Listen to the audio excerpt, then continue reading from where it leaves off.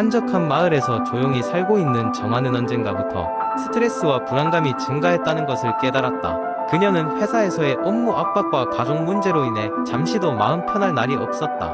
그러던 어느 날, 정화는 자신의 정신 건강을 유지하기 위해 무언가를 해야겠다는 결심을 하게 되었다. 첫 번째로, 정화는 명상의 중요성을 깨달았다. 명상은 마음을 비우고 현재에 집중하는 법을 배우는 데 도움을 주었다. 매일 아침 일찍 일어나 조용한 방에서 15분간 명상하는 것은 그녀에게 하루를 차분하게 시작할 수 있는 힘을 주었다. 처음에는 마음이 잘 가라앉지 않았지만 시간이 지날수록 점점 더 쉽고 깊이 몰입할 수 있게 되었다. 명상을 하면서 불안감이 점차 줄어드는 것을 느낄 수 있었다. 또한 정화는 규칙적인 운동의 효과를 경험했다. 운동이 뇌에서 엔도르핀을 분비시켜 기분을 좋게 만든다는 이야기는 들었지만 그 효과가 얼마나 강력한지는 직접 경험하고 나서야 실감했다. 매일 퇴근 후 30분간 산책을 하거나 주말마다 수영을 하는 것은 정화가 생각을 정리하고 스트레스를 풀 수 있는 훌륭한 방법이었다. 그녀는 운동을 통해 체력이 좋아질 뿐만 아니라 정신적으로도 활력을 찾았다. 정화는 또한 자신의 생활 패턴을 돌아보며 다양한 변화를 시도했다. 균형 잡힌 식사를 하려고 노력했고, 특히 카페인과 당분 섭취를 줄였다. 건강한 식단은 몸과 마음을 건강하게 해주었고, 규칙적인 수면 시간은 그녀의 에너지를 유지하는 데 큰 도움이 되었다. 밤에 7-8시간의 숙면을 취한 날이면 다음 날 얼마나 활기차게 시작할 수 있었는지를 몸소 깨닫게 되었다. 정화는 자신의 감정을 일기로 적어보기도 했다. 매일매일 일기장에 자신의 감정과 생각을 적는 일은 내면을 들여다보고 통찰을 얻는 기회가 되었다. 비록 남에게 털어놓기 어려운 고민이 있더라도 일기장에 적음으로써 스스로 정리할 수 있는 시간이 되었다. 또한 정화는 그녀에게 긍정적인 영향을 끼칠 사람들과 어울리려고 노력했다. 가족과 친구, 그리고 믿을 수 있는 동료들과의 대화는 그녀가 현실적이고 건설적인 피드백을 얻을 수 있는 소중한 시간이었다. 그들은 정보 교류뿐만 아니라 정화를 응원하고 지지해 주었고, 이는 그녀의 정신 건강에 있어 없어서는 안 될 지원 시스템이 되었다. 마지막으로 정화는 전문가의 도움도 고려했다. 초기에는 정신과 상담에 대한 편견이 있었으나 친구의 권유로 상담을 받기 시작했다. 전문가는 정화의 불안과 스트레스를 객관적으로 이해할 수 있도록 도와주었고, 다양한 대처 방법을 제안해 주었다. 이 모든 노력을 통해 정화는 스트레스와 불안을 효과적으로 관리할 수 있었다. 그녀는 더 이상 스트레스에 시달리기보다는 이를 관리하면서 자신의 삶을 주도적으로 이끌 수 있는 사람으로 거듭났다. 이는 하루아침에 얻은 성과가 아니었지만 꾸준한 노력과 다양한 방법을 통해 이루어낸 값진 결과였다. 정화의 이야기는 비슷한 고민을 가진 사람들에게 영감을 주며 정신 건강을 유지하기 위해 우리는 항상 열린 마음으로 여러 방법을 시도해 볼 필요가 있음을 상기시켜준다. 두 번째 이야기, 미세 플라스틱은 우리가 일상에서 자주 접촉하지만 그 실태와 위험성에 대해 깊이 알지 못하는 숨겨진 위협 중 하나입니다. 플라스틱의 사용 증가는 우리 생활을 편리하게 만들어 주었지만 동시에 우리 환경과 건강에 예상치 못한 부작용을 초래하고 있습니다. 미세 플라스틱은 5mm 이하의 작은 플라스틱 조각으로 주로 플라스틱 제품의 마모나 분해 과정에서 발생합니다. 이러한 미세 플라스틱은 생수병, 화장품, 심지어 식품 및 공기 중에서도 발견됩니다. 우리 몸에 미세 플라스틱이 들어오게 되면 그것이 어떤 영향을 미치는지 정확히 알 수 없지만 최근의 연구들은 이에 대한 우려를 증가시키고 있습니다. 한 연구에서는 미세 플라스틱이 인체 면역세포에 흡수될 수 있으며 이는 염증 반응을 유발하고 면역 체계를 약화시키는 것을 발견했습니다. 또 다른 연구는 미세 플라스틱이 내분비계 결합 물질로 작용하여 호르몬 불균형을 초래할 수 있음을 지적합니다. 이런 내분비계 혼란은 성장장애, 생식 능력 저하, 심지어 다양한 만성 질환의 원인이 될 수 있습니다. 환경에서도 미세 플라스틱의 영향은 심각합니다. 물고기를 비롯한 해양 생물들이 먹이로 오이나 섭취하고 이를 먹은 인간에게 다시 미세 플라스틱이 전달되는 악순환이 발생합니다.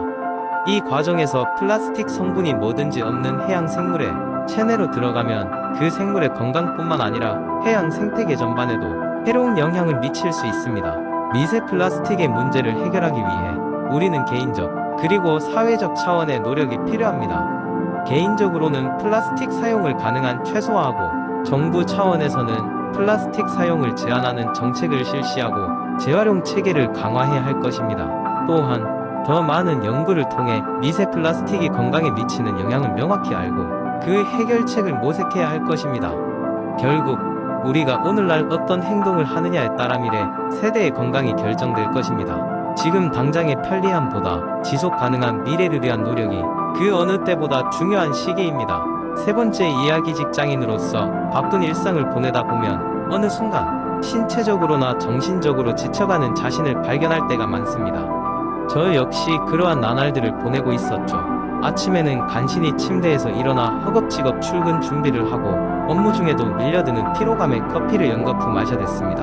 늦은 저녁이 되어 집에 돌아오면 하루의 피로를 풀기도 전에 잠에 빠져들곤 했습니다. 어느 날 문득 이런 생활 패턴을 계속하다간 몸이 버티지 못하겠다는 생각이 스치고 지나갔습니다. 그러다 우연히 SNS 피드에서 10분 홈트레이닝이라는 글을 보게 되었죠. 겨우 10분이 뭐가 달라질까? 처음에는 반신반의하며 스크롤을 넘겼지만 다음 날이 되자 머릿속에는 이상하게도 그 10분이 맴돌았습니다. 결국 난생 처음 웹사이트에서 추천하는 10분짜리 루틴을 따라서 해보기로 마음먹었습니다. 스트레칭부터 시작해 가벼운 전신 운동까지 범위는 컸지만 시간은 짧았습니다. 평소에는 잘 쓰지 않던 작은 근육들이 당기는 느낌이 들면서 몸이 깨어나는 것 같았습니다. 첫날은 10분이 정말 길게 느껴졌지만 그렇게 꾸준히 며칠을 이어가다 보니 어느새 몸이 가벼워지고 생기가 도는 것을 느끼게 되었습니다. 아침에 일어날 때 무거움도 조금씩 사라졌고 업무 중에도 집중력이 향상된 것 같은 기분이 들었습니다. 흥미롭게도 반복할수록 10분이라는 시간이 짧게 느껴졌습니다. 새로운 운동 동작을 추가하거나 시간을 15분으로 늘려보기도 했습니다. 나의 변화를 눈으로 확인할 수 있게 되자 운동은 점점 일상의 활력소가 되어갔습니다.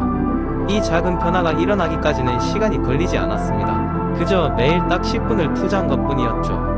홈트레이닝은 특별한 장비도 필요 없었고 소음이 나지 않으니 이웃을 신경 쓸 필요도 없었습니다.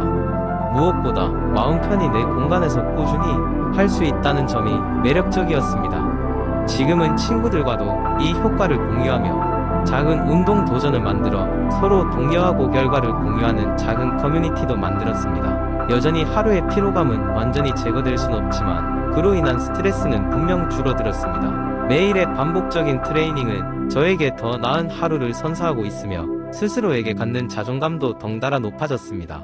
이러한 작은 일상의 변화가 기적처럼 느껴지지만 사실은 아주 작은 첫걸음을 내디딘 덕분이었습니다. 언젠가 더 바빠져서 시간이 없더라도 홈트레이닝은 꾸준히 이어갈 계획입니다. 나에게 맞는 나만의 루틴으로 만들어가는 이 과정은 앞으로의 삶에도 긍정적인 영향을 줄 것이 분명합니다. 여러분도 혹시 일상 속 활력을 잃어버린 기분이 든다면 10분이라는 작은 투자를 해보세요. 놀랍도록 큰 변화를 경험할 수 있습니다. 네 번째 이야기, 바쁜 일상 속에서 우리는 종종 우리의 몸과 마음이 얼마나 긴장되는지를 잊고 살아간다.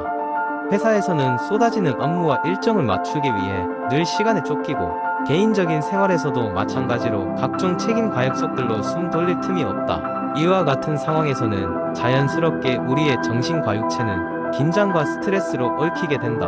몇 년 전 나는 끊임없는 스트레스와 불안으로 인해 건강에 적신호가 켜진 적이 있었다. 머리에 통증이 잦아졌고 밤에 잠을 이루지 못하는 날이 많아져서 항상 피곤한 느낌이 가시질 않았다. 병원을 방문한 결과 의사는 내가 극심한 긴장과 스트레스를 해소하지 못해 나타난 증상들이라고 설명해 주었다. 그때부터 나는 스트레스를 풀어줄 수 있는 방법을 찾기 시작했고 그 과정에서 요가라는 것을 알게 되었다. 요가는 단순한 운동 그 이상이었다. 그것은 마음의 평화와 육체의 건강을 동시에 추구하는 하나의 철학적 수련이었다.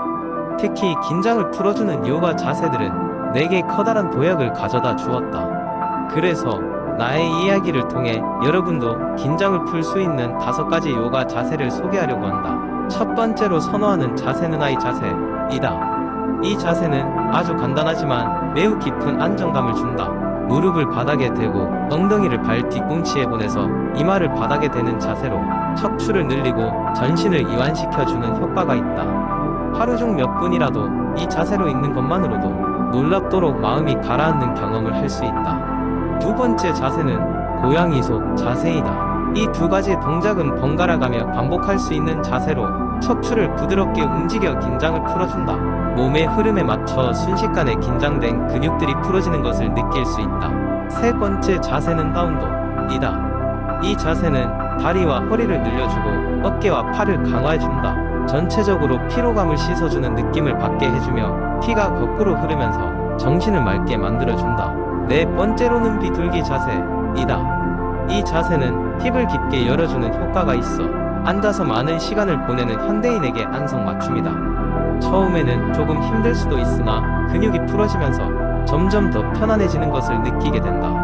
마지막으로 소개할 자세는 사바아사나 또는 이른바 성장 자세이다. 모든 요가 수련이 끝난 후 차분히 누워서 하는 이 자세는 스트레스를 완벽히 놓아버리는데 이상적이다. 숨을 고르고 몸을 아무런 움직임 없이 늘어뜨린 채 음악이나 명상을 들으며 잠시 모든 것을 잊는 시간을 갖는 것이다. 이처럼 요가의 다양한 자세들은 그저 육체적 운동을 넘어 정신적 휴식을 주기도 하며 잠시라도 혼돈 속에서 벗어날 수 있는 시간과 공간을 선사한다. 요가는 언제 어디서나 수행이 가능하여 더욱 매력적이다. 매일 몇 분씩 자신의 몸과 대화하며 이 움직임들을 시도하면 곧 스트레스가 흐르게 될 것이다. 나 역시 매일 아침과 자기 전 이 동작들을 통해 하루의 긴장과 피로를 흘려보낸다. 여러분도 한번 시도해보면 어떨까?